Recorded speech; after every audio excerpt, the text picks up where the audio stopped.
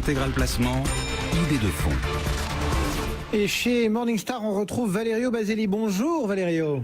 Bonjour. Vous êtes éditorialiste chez Morningstar et on entend beaucoup parler ces derniers temps d'investissement socialement responsable. Est-ce que ça se traduit? Est-ce que c'est un vrai sujet, on va dire, pour les fonds d'investissement?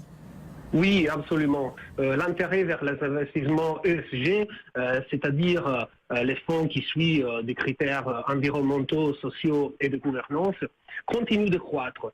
En effet, en 2016, les fonds que Morningstar classe comme socialement responsables ont collecté en Europe 24 milliards d'euros sur une collecte totale de 75 milliards, pratiquement un tiers du flux.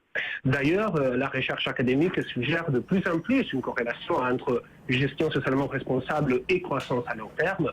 Par conséquent, un nombre croissant d'investisseurs cherchent à mieux comprendre le profil de durabilité de leur placement, car même d'un point de vue financier, c'est judicieux de tenir compte de ces facteurs. Ouais, on rappelle, chez Morningstar, vous auscultez tout ce monde de la gestion collective en essayant d'établir, de quantifier la performance, etc. Et vous avez d'ailleurs dans ce domaine introduit récemment un nouvel outil. Oui, tout à fait. Le Morningstar Sustainability Rating pour les fonds et les ETF a été lancé en mars 2016, justement avec le but de donner aux investisseurs un outil qui leur permet d'évaluer dans quelle mesure les sociétés détenues par un fonds prennent en compte les problématiques ESG et de comparer ces fonds entre eux dans chaque catégorie Morningstar.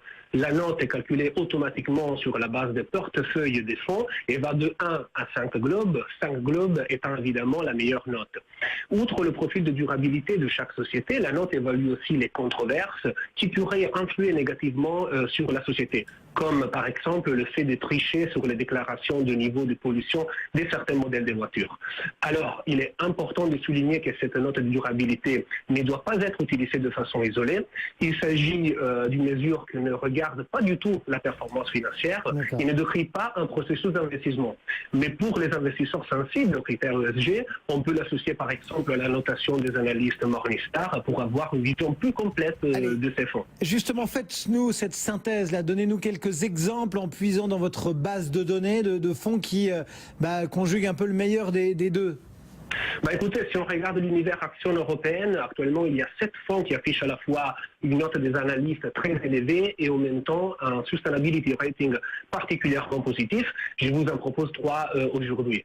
D'abord, comme Just Growth Europe, noté Gold, un fonds focalisé sur les sociétés capables de croître indépendamment du cycle économique. L'équipe prend en compte explicitement les facteurs ESG, la stratégie est tournée vers le long terme et le portefeuille est remarquablement stable. Ensuite, le fonds Uniglobal Equities Europe, dont la stratégie combine de fortes techniques quantitatives avec des évaluations de risques fondamentales pour produire un portefeuille diversifié avec une faible volatilité.